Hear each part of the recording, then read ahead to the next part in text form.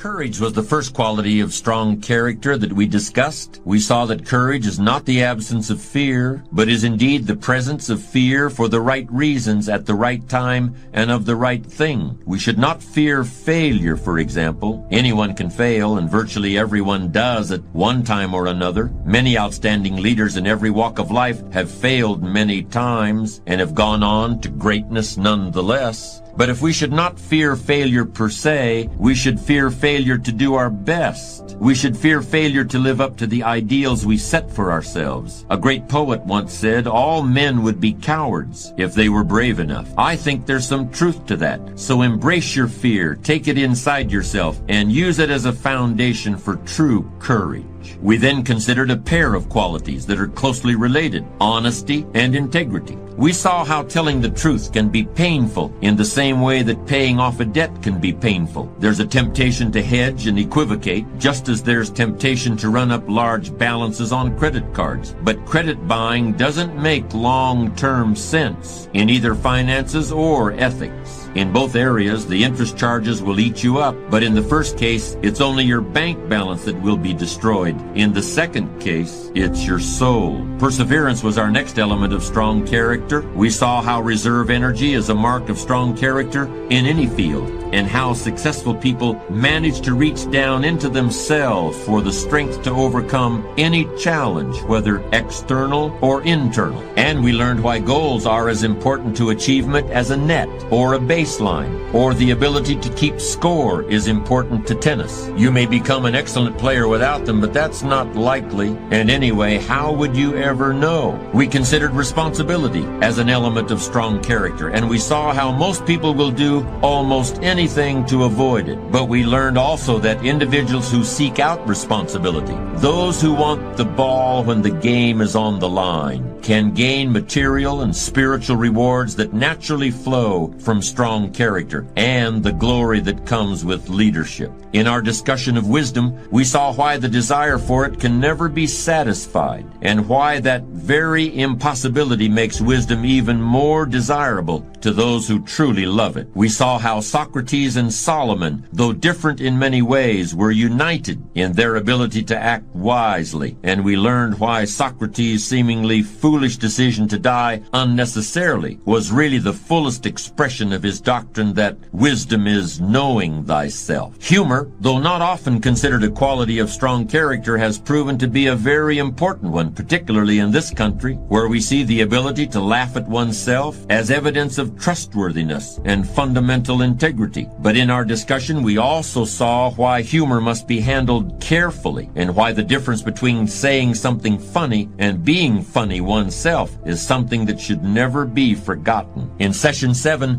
we looked at flexibility as an element of character, and we saw why it's critical to success in every human undertaking. Flexibility is strength without rigidity. It means recognizing what can be controlled and what is beyond our control, and behaving accordingly. It means playing the cards that we're dealt as best we can, and resisting the temptation to think that the deck is stacked against us. Patience.